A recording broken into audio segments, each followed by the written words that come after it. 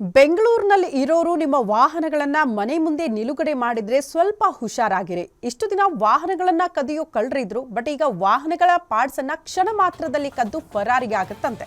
ಬೆಂಗಳೂರಿನಲ್ಲಿ ಈ ರೀತಿ ಖತರ್ನಾಕ್ ಕದಿಮರ ಹಾವಳಿ ಹೆಚ್ಚಾಗ್ಬಿಟ್ಟಿದೆ. ಅದರಲ್ಲೂ ನಗರದಲ್ಲಿ ಈಗ ಕಾರು ಪಾರ್ಟ್ಸ್ ಕದಿಯೋ ಕಿಲಾಡಿಯೊಬ್ಬ ಆಕ್ಟಿವ್ ಆಗ್ಬಿಟ್ಟಿದ್ದಾನೆ. ರೆಸಿಡೆನ್ಸಿ ಏರಿಯಾಗಳನ್ನೇ ಈತ ಟಾರ್ಗೆಟ್ ಮಾಡಿಕೊಂಡು ಕಳ್ಳತನಕ್ಕೆ ಇಳಿಯೋ ಈತ ಮನೆ ಮುಂದೆ ಪಾರ್ಕ್ ಮಾಡಿದ್ದ ಕಾರುಗಳ ಪಾರ್ಟ್ಸ್ಗಳನ್ನ ಕದ್ದು ಕ್ಷಣಾರ್ಧದಲ್ಲಿ ಎಸ್ಕೇಪ್ ಆಗ್ಬಿಡ್ತಾನೆ. ಜಯನಗರ ವ್ಯಾಪ್ತಿಯಲ್ಲಿ ಬೆಳ್ಳಂಬೆಳಗ್ಗೆ ಫೀಲ್ಡಿಗಿಳಿದು ಕಾರಿನ ವೀಲ್ ಮಿರರ್ಗಳನ್ನು ಕಿತ್ತು ಎಸ್ಕೇಪ್ ಆಗಿದ್ದಾನೆ.